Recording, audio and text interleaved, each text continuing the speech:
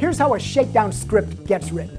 I collect notes every day from the news, the internet forums, the Twitter, from my work and from talking to racing folk. I check out the weekend races. And from all that, the show comes together. We usually record on Wednesday, but this week it was Tuesday. Still, by Monday, I pretty much know where the show's going.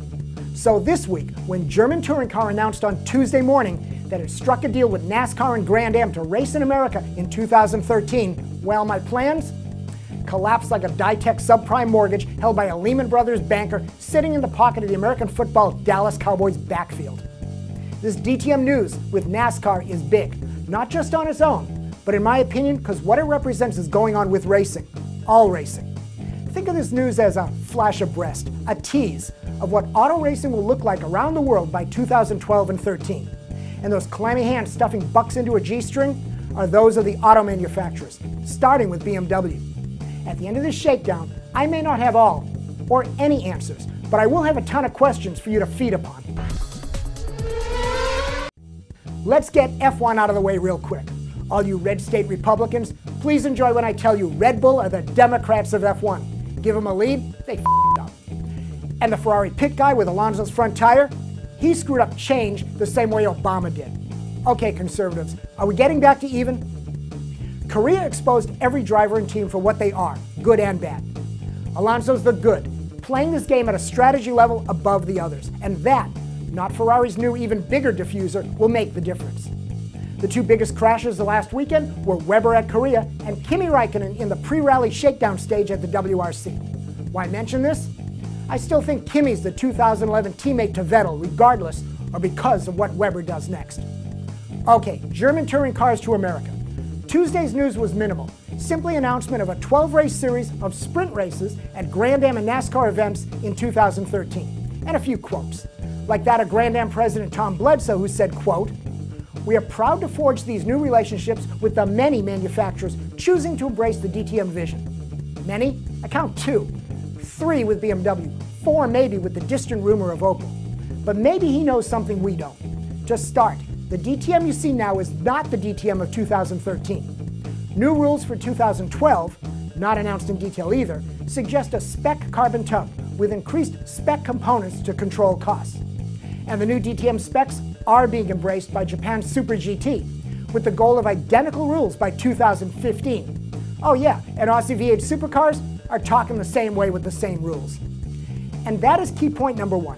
Manufacturers, especially BMW, are running around the world pushing for a global touring car, sports car racing spec so they can have their cars raced in many markets for minimal investment.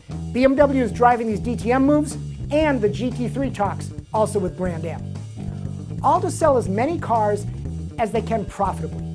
Same as Porsche and now Audi are doing, and every other brand is watching.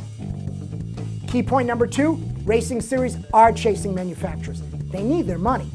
So the rules are being driven by the car companies. Even NASCAR is more open to listening.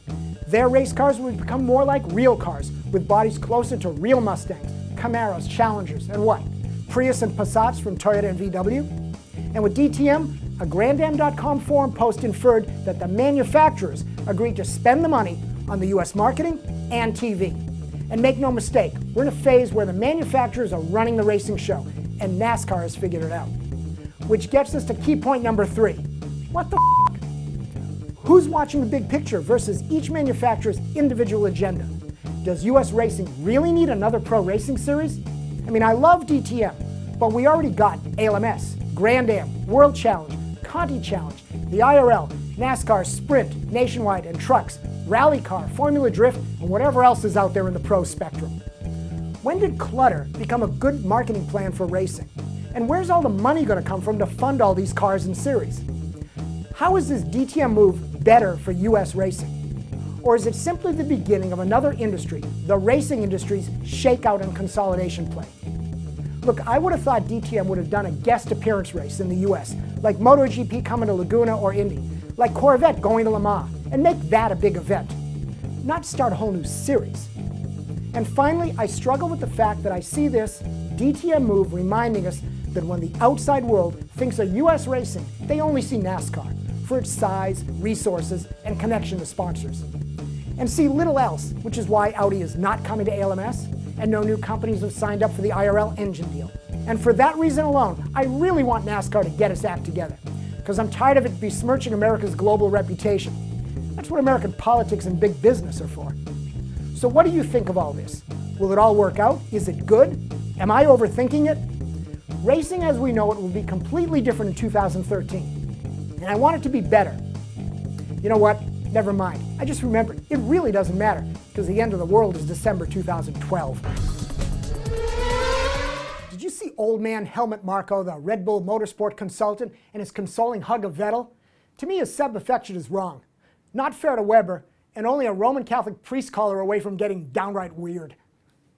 Thank you. Terrible. It sucks.